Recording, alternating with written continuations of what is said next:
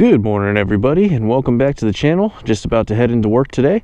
It's a new month, so it is time for a new motorcycle on the channel. So allow me to go ahead and introduce to you guys my Harley Davidson 883. Just kidding guys. What I have here in front of me is a 2017 Honda Rebel 500. So without further ado, let's take a ride to work. Oh, I love that rumble. So a lot of you guys might be thinking to yourself right now, damn, this guy changes motorcycles more than he changes underwear. Well, allow me just to explain a little bit of how I landed myself on this Honda Rebel 500. So in order to explain how I really landed here, let's circle back about a year ago. It was approximately 1 year ago that I bought the KTM 390 Duke. I picked that up from a dealership just down the street from me for $3,500. We owned the Duke for a little while.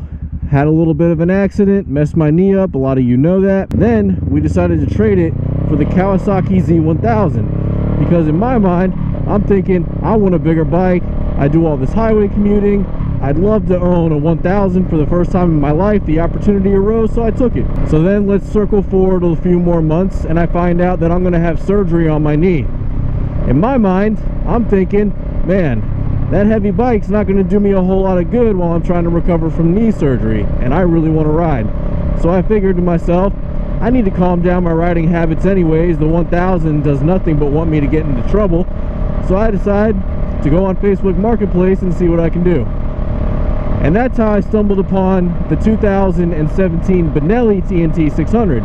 Now the thing that caught my eye about the Benelli was that, for one, it was 14 years younger than my Z1000, and two, it was a 600, so I knew I was taking a step down in power and weight. Now, while there were no major issues or major flaws with the Benelli, as you guys could tell from my previous video, I actually enjoyed the bike. But the problem is I don't know if any of you guys have owned multiple motorcycles in your lifetime, but sometimes you just happen to buy or obtain a motorcycle that you have no connection with.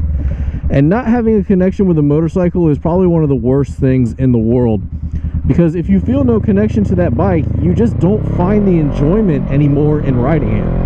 So every time I would get on the Benelli, yeah, I'd have fun. It was a cool bike. It sounded really great and it handled kind of okay, but I had no connection. I was longing for this missing connection like I used to have with my KTM Duke 390. And the reason I had such a good connection with that 390 was because I had so much blood, sweat, and tears into it. I regretted getting rid of it. I didn't regret the fact that, you know, I got rid of it because of its power or its handling nature or anything like that. It was just this connection that I had to that bike that I no longer had. So it took me a little time and a little thinking, and I decided to go ahead and put the Benelli on the Facebook Marketplace, and I had a couple people interested in wanting to take a look at it. But in the meantime, I was mostly interested in trades, and I did really want to try and get a Yamaha MT-07, but a lot of the bikes around here, just people weren't interested in the Benelli as trades, or they were looking to move up, or they were looking to move out of motorcycles completely. So I was just unable to attain an MT-07 this time around. So while I was searching, I kept taking looks around, and one thing I've always seen on the Facebook Marketplace is these Honda Rebel 500s. I'm a huge fan of what they did with this bike. When this bike came out in 2017 and I said, man, that's the new Honda Rebel, and they put the 500 motor in it, I was already interested. I was like, man, that is a bike that I would actually own right there. Now some of you are probably like, well, why would you step down from a 600 to a 500 parallel? Like, why would you basically cut your power in half? Well, also at the same time, I was really thinking in the back of my mind, if I'm going to calm down my riding habits, I should probably get a different style of motorcycle. So that's what led me to come back to a cruiser. The only other cruiser I've really owned, if you want to count it, is the Honda DN01. But on top of that, the actual cruiser I've owned is the Honda Shadow 750 Spirit. And I loved that bike. I regretted getting rid of it because I actually traded that one for the Honda DN01. And if you don't know what a DN01 is, go ahead and look it up. And once you find out, you'll be like, man, that kind of sucks. Why did you do that? Sometimes the dealerships will hang something in your face that just sounds really appealing, and sometimes you just go for it. Now, being a 500, this bike has no problems keeping up on the highway. So one of the major reasons I've been interested in one of these motorcycles as well is because Honda really sets you up with a nice platform to make a bobber build or any really custom way you want to go with this motorcycle. They've just given you this platform that you can really make a canvas for your own style. And I do have some plans that I would love to do to this bike, and it might take some time, it might take years, it might take months, I don't know, but there's so many cool aftermarket parts out there for this bike that the options are really almost limitless to the style and character you can give to this thing. A lot of people might think that this being a 500, that this is like, oh, this is a girl's bike, it's a beginner bike, and so on and so forth. But I'm telling you, I urge you, like, if you're in that mentality, you have to try out some of these smaller bikes that are available today to really understand what these things are all about. These are not the small bikes that you or I, some of the older riders, really kind of grew into the market with. Because back in my day, the fastest thing that you could get in this category was a Ninja 250. Now let me say this right now. If you're interested in one of these motorcycles, and you know, Honda makes this in a 500 like I have here, and they also make it in a 300. If you're torn between the two as a beginner rider, let me tell you right now, if you're going to do any kind of highway commuting that's above 75 miles per hour or even at 75 miles per hour, I would go ahead and get the 500. Now, if you're only going to be mostly riding in the city and you're not really going to be reaching speeds above 60 miles per hour too often, and maybe that might be like your top cruising speed on, you know, old country roads or something like that, and you're a nice lightweight rider, you're short, you know, I don't know, they're both really dimensionally the same, but if you're a lightweight rider, for sure, I would go for the 300 at that point, because you're going to get better gas mileage for the city. Not that this one does bad by any means, but if you're feeling like the price difference on them, especially brand new, you're not sure which one to get, go for the 300 if you're all inner city, like 100% only inner city. If you're going to be doing any kind of highway commuting, I would just go ahead and get the 500. The power of the 500 is really not going to get you in too much trouble. As a beginner rider, you'll just kind of have to fill it out, but it's really not enough to bite you, to really like hurt you substantially if you're too harsh on the throttle. Honestly, in my opinion, I don't see much point to the 300 unless, like I said, you're just going to be doing all city commuting. But even then, I'd get the 500 just because mostly I'm a bigger guy and I like that extra torque. But I think the 500, man, in this category, which Honda really holds on its own, this is it.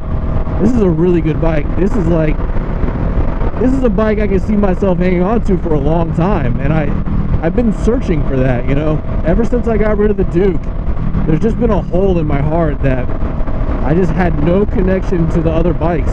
Just something about them, like, they're fun, they were great, but there was that soul connection to them that I just didn't have. And I've owned a fair bit of motorcycles over the years now. I mean, hell, this is my 4th one since last year. And I've literally title traded every time. I had the Duke, title traded to the Z1000, then I title traded to the Benelli, and now I've title traded to this. And I mean, it's a really nice bike, guys. Like, you can't go wrong. I actually remember trying to trade for one of these with my Z1000, and funny enough, I was going back on my Facebook Messenger and I was deleting messages, and come to find out, I had messaged the owner, well, the previous owner of this bike, if he would trade for my Z1000, and he was like, oh, well, I have a couple people coming to look at it, but let me get back to you. So I sent him some pictures and we, you know, traded information a little bit, but he never got back to me. Well, as I was going through and deleting messages, I noticed a Rebel 500 on one of my message pictures, and I said, huh, that's the same color as the one I just got. So I click on the message and I clicked to view the ad once more, and the bike had been sold back in January, which was about when I was acquiring about, you know, getting rid of the Z1000 and trading it. The bike had been sold, so I looked through the pictures, and lo and behold, this bike is the exact same bike that I tried to trade the Z1000 for.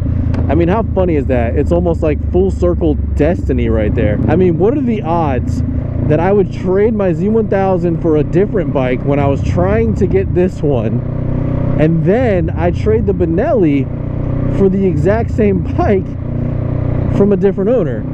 And the other owner of this bike, he's actually watched a few of the Benelli videos, and if you're watching right now, what's up, my man? Thanks for doing the trade with me. I hope you're enjoying the Benelli.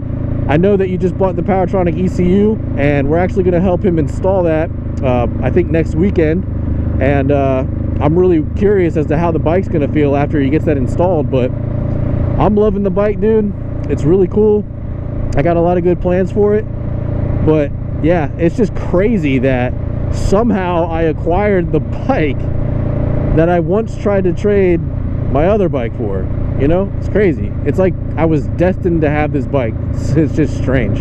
So just to touch really lightly, this bike does have a K&N air filter in it. I opened up the airbox and discovered that because I was going to order one. And it also has a Two Brothers Racing exhaust, which it sounds pretty good. It's got a really nice rumble in the low RPM, and I like the way it burbles as it decels. So that's kind of going to be it for this video, guys. I'm going to try to shoot a separate video on my way home if I can. But thanks for tuning in. Hit that subscribe button, hit the like button if you could for me. It really helps me out, get my videos spread around. I just really wanted to share with you guys the new bike and kind of why I took this direction. Got some plans for this bike here in the future. If you want to see those plans, stick around, hit that subscribe button, and I'll see you guys in the next video.